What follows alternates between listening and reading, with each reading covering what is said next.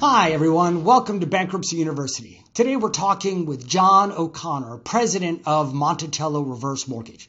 We're going to discuss the ins and outs of reverse mortgages, how to get them, what you need to know, and what you need to look out for. Now, John and his wife have lived in Albemarle County for years. They have 2 grown children. He's an avid hiker. He loves his local CrossFit gym, and he's got over 20 years of experience in the reverse mortgage industry. So, John, thanks for joining me today. My pleasure. Thanks for having me, I'm Marshall. glad to do it.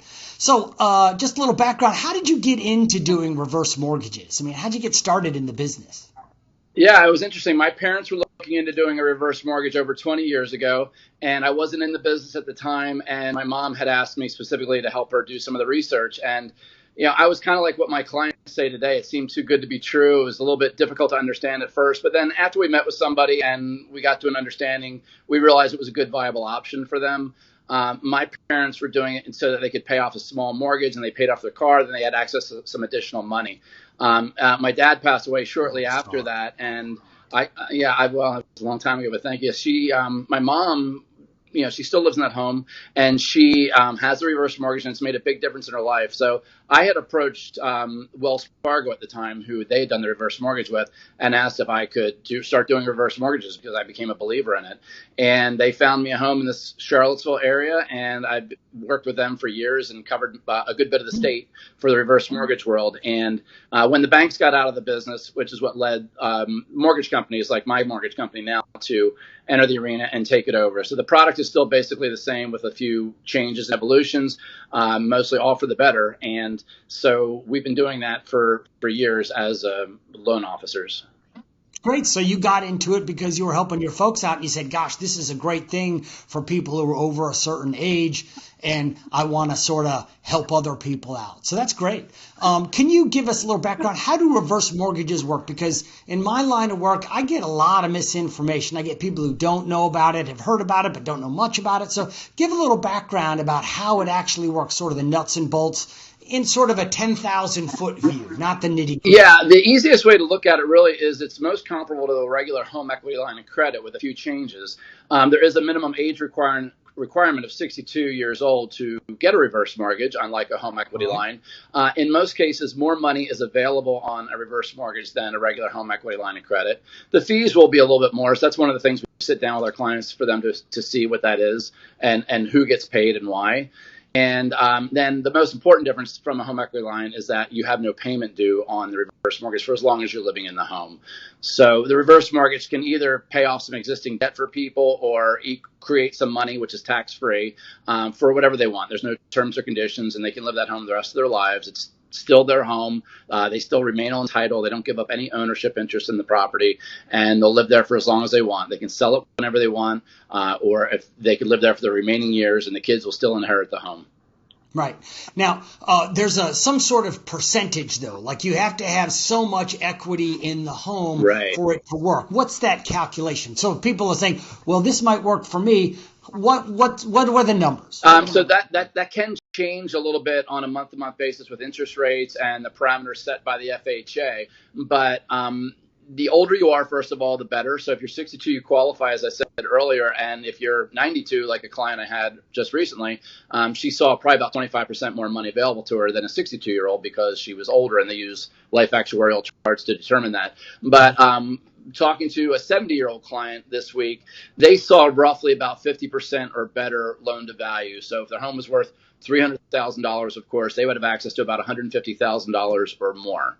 That's the easiest way to look at it right now. Yeah. So if you're looking at a 50%, and that number may go up if you're older, may go down a little bit if you're younger, and it depends. What happens if there are 2 people, a husband and wife? Do they take some sort of the average of their age or something? That's a good question. No, they don't do the average, and they don't look at the older. It's always based on the youngest person's date of birth because they give, they have average life expectancies and they have lifetime rights to the property. So whoever the younger is going to be based on them. Now, if suppose he is 70 and she's 58, they can still get the reverse mortgage because one of them meets the age requirement. They don't have to both be 62 anymore like we used to have, but they would run the numbers based on that younger person because of the lifetime rights to the property. That's great to know. I didn't know that. So it's based upon if one of the spouses is over the 62, then they can get it even if the other one is under. That's huge.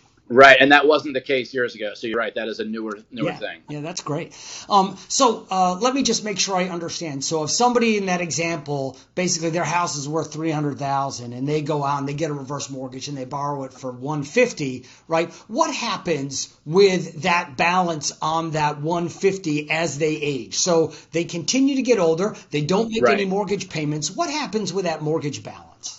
So the mortgage balance will increase because they're not making payments. And if they want to make a payment, they can. There's no penalty for paying it down or off at any time. But the beauty is you have no liability to make a payment. So most people most likely don't make a payment until the home is sold in the future. Right now, the present interest rates are about 3% or less with adjustable rates and just below 4% on fixed rates. So to use a round number, if they borrowed $100,000 today, a year from now they might owe $103,000 or $104,000, and that's going to compound on the back end. Now, to use my mom as an example, because she's had a reverse mortgage for so long, she shows me her statement about once a year. And I think last Thanksgiving dinner she brought it over. And Mothers do said, that, don't they? My mom keeps a folder of stuff to talk to me about when I come over and Exactly. visit. Oh, let me go get my folder out, and brings it out. And I'm happy to do it. And I have clients that do the same thing sometimes years later. They'll say, what do we think you'd walk away with at this point if I sold my home? So my mom's goal is still to continue that home the rest of her life. But, if something came up and she wanted to sell the home and move into something smaller, rent an apartment, or she had to go to assisted living or something, she'd just like to know about what her equity position is now. So she would be able to, last week, $125,000 to $125,000 left over, because even though some interest has accumulated over all those years, of course, the home has increased in value. So that has offset a good bit of that interest. So when you're looking at that number, 300 versus 150, as the balance of the 150 goes up, we assume that the balance of the real estate is going to go up, because real estate typically is a very good investment. And I know now that real estate's going crazy in Charlottesville and probably all over the country because interest rates are so low. So it matches. So your mom hasn't lost all of her equity in the property, and she will still have something to pass on to her children, right? That's exactly right. So there's that immediate buffer of unused equity in the beginning to protect from that happening where, you use up all the equity. But one of the most important things about the viability of the reverse mortgage is the FHA insurance that is guaranteed within each reverse mortgage. And what that means is, if the homeowner or heirs settling the estate later sell the home for any profit, of course, the profit goes to them. But if it sells for less than what is owed on the reverse mortgage, the FHA insurance would pay off the difference between the sale price and what is owed to the lender. So that keeps the industry solvent. It would pay off the lender the difference between the sale price and what is owed, and it makes the borrower not liable or their heirs for paying anything over the sale price of the house. Yeah, that's the key. It's the heirs, because everybody's worried, well, what do my kids have to do? And I know there's some requirements, and we'll get to that. But the kids are not, whoever inherits the property, we're going to assume it's the kids. They are not responsible for that debt. They basically have some choices, right? When the last of their parents passes away, right, they have a time frame, right, to be able to basically make a decision. So tell us about that. So that's an important thing to talk about. You're right. So upon inheriting the home, whether it's the kids or some charitable trust or whatever it is, you have 12 months from the passing of the last homeowner to settle the estate and have the reverse mortgage paid back. So if the kids or heirs sell the property, it would be looked at no differently as if the homeowners were selling the home in their lifetime. If they sell it home for $300,000 and $200,000 was owed, the $100,000 profit is the inheritance in that case. As I said, the FHA insurance would kick in if it was upside down and they sold it for $200,000 and $300,000 was owed. So worst case scenario for the heirs financially upon losing their last parent is that they might not have any inheritance from that home, but they wouldn't owe a dime. Right. And their parents will have lived in that home in that situation probably for a very long time. Right, and been able to live and then use their retirement income, whether that be Social Security or retirement or an annuity or whatever, for living as opposed to paying for their mortgage. Right, and that's the real benefit, is that people who over the years have built up a lot of equity in their house can use that equity to live, as opposed to struggling and trying to get by on Social Security and having a mortgage payment. As you know as well as I, Social Security is not going to be able to allow you to do that and live comfortably, right? Right, exactly. So that is a big reason people are doing it. And to go along with that, the reverse non-recourse loans. So if people have money in other assets or even own secondary or third homes, when the sale of the home with the reverse mortgage on it happens, the lender or the FHA don't have any access to going after any of those other assets. They can only look at the sale of that property. So the heirs and the homeowner themselves are protected always from that non-recourse provision. So that's a great point, is that basically that creditor can't, the mortgage company can't sell the house, say, hey, we lost $50,000, and then make a claim against the estate to get that $50,000 paid, right? Exactly. That's exactly right? my point. Perfect. Yeah. No, I think that's a great point. There's another option, though. Like if the kids inherit and they say, look, this is the family house, I don't want to lose it, they have another option, right? They can refinance. Yeah, that's right. So they have several options. They could sell that. Selling the house is the most common, but they don't have to. Right. They could refinance it into any other kind of a mortgage if they wanted to, and I've seen that happen.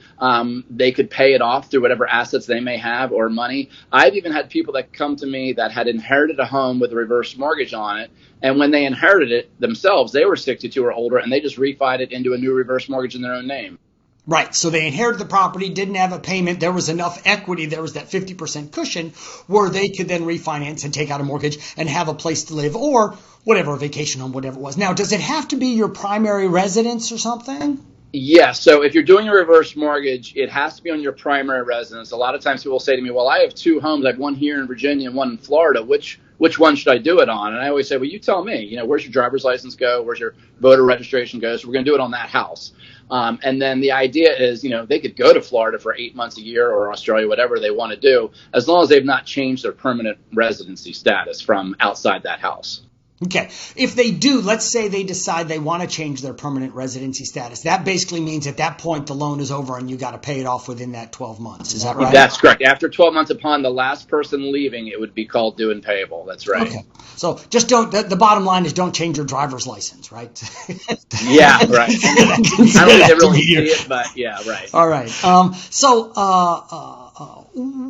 What do you see as the top things that people need to watch out for or consider when they're looking at doing a reverse mortgage? What do you think the top things are?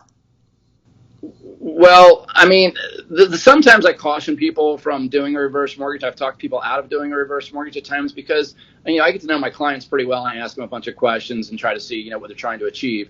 So I've had people who said to me, I'm going to do this reverse mortgage, and then in 2 years we're going to sell the house and move to Florida. And I'd say, if I were you, I wouldn't do a reverse mortgage because, there are some fees associated with it. And then you would have more fees by selling the property later within 2 years. So that's a short period of time in my eyes to want to do a reverse mortgage. Now, of course, if your goal was to live there forever, but then something happens in 2 years that you didn't expect, yeah, of course, you can sell the home and do whatever you want. But if you knew for a fact you were going to leave in a short period of time, like 1 or 2 years, I would say maybe look into doing something else, consolidating something or getting a regular home equity line or something like that. So what is sort of the break-even time frame? What do you tell people? Look, you got to live in this home for X number of years to make this, because there are costs. You've got to pay some costs up front that make it higher. And so what do you think that break-even period is? Well, and first of all, most of those fees do come out of the loan closing. So if it doesn't close, they're not going to pay anything out of pocket except for the appraisal and possibly a counseling session. But the FHA states that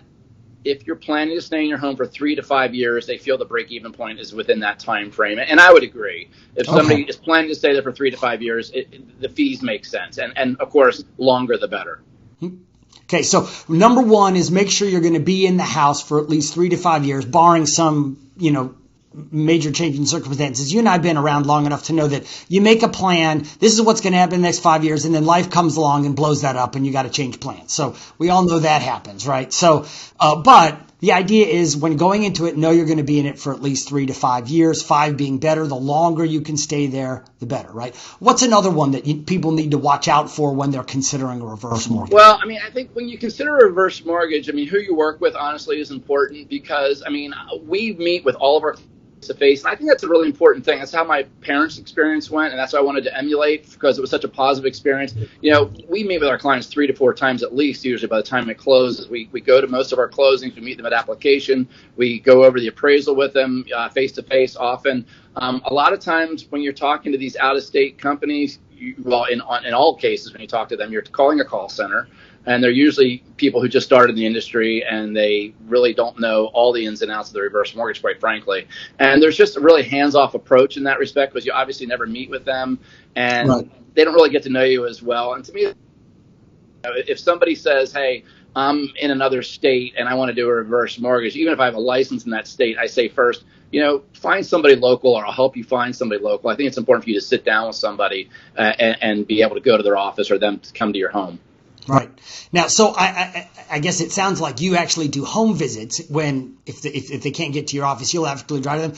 What sort of jurisdictional area do you cover? Is it all of Virginia? Is it just the Western District? We will work throughout the entire state of Virginia, but most of our business is west of Richmond. To me, it's kind of like a realtor's world. I go a lot over to Zion's Crossroad on the other side of Charlottesville. I go up and down the valley from Harrisonburg, maybe down to Lynchburg. But, every once in a while, I'll close a loan for a client. And they'll say, my sister lives up in Fairfax. Will you meet with her? And I'll say, yeah, I'll meet with her. I'll schedule it a week or two out when I have some time, and I'll go out there and usually meet with one or two other people up there that I've worked with to make it, a day. But so, we'll go anywhere, but most of the 90% of the business is in the greater Charlottesville area. Yeah, the central Virginia area around Charlottesville. Yeah. So if somebody wants to learn more about a reverse mortgage or set up an appointment with you, how do they get in touch with you? How do you want them to reach out to you? Well, we mostly get phone calls, and they can call us for schedule an appointment. They can obviously go into our website, which is MonticelloReverseMortgage.com, and there's a contact button there too. So sometimes we get requests to meet from there, because we do encourage people to meet with us face to face, and we also encourage them to allow me to come to the house, because I like to walk the house and prepare them for an eventual appraisal and for moving forward. And quite frankly, it's much easier to sit at the kitchen table and take as much time as we need to answer all their questions. Okay. Great. Sort of moving into sort of the bankruptcy realm of this, have you had any clients that ever filed bankruptcy with a reverse mortgage? Do you know about that? Yeah, so we've dealt with all of the Chapter 7s and the Chapter 13s, and I've gone to you with a number of detailed questions to get the expert advice. We have a client right now, actually, who's purchasing a home, but they've been out of bankruptcy for a couple of years, so we just had to deal with some things. If they're presently in bankruptcy, depending on what kind of chapter it's in, there are some things that we can deal with. They did restrict that a little bit in the last few years, so it's not as easy in some. But we just say to them, call us and we'll review the bankruptcy documents, or talk to somebody like Marshall Slayton to give us some advice. So in a lot of cases we can help them, but there have been some cases that we can't. Right. But also, if somebody has a reverse mortgage and they need to file a bankruptcy for some other reason, the bankruptcy doesn't torpedo their reverse mortgage. That's correct. Again, right. Based upon under the bankruptcy laws, they can keep their house, right? It's not automatically they lose their house, right? It just depends upon which bankruptcy they file and what their options are. But there's nothing that says that, if you're in a reverse mortgage, you can't file bankruptcy. Right. Correct. Okay. All right. Yeah, I meant to bring that up, and I completely spaced it. So, great. So you've talked about that. John, I really appreciate you joining me today. This has been really informational. And I want to thank you for joining me and for this episode of Bankruptcy University. If you enjoyed the show, consider subscribing to it on iTunes or Spotify, or liking us on Facebook, or following us on Twitter. Now, if you have a question about the show or want to make a comment, visit us at my website, www.marshallslayton.com. Thanks again, and see you next time. Thanks, Marshall. Thanks, John.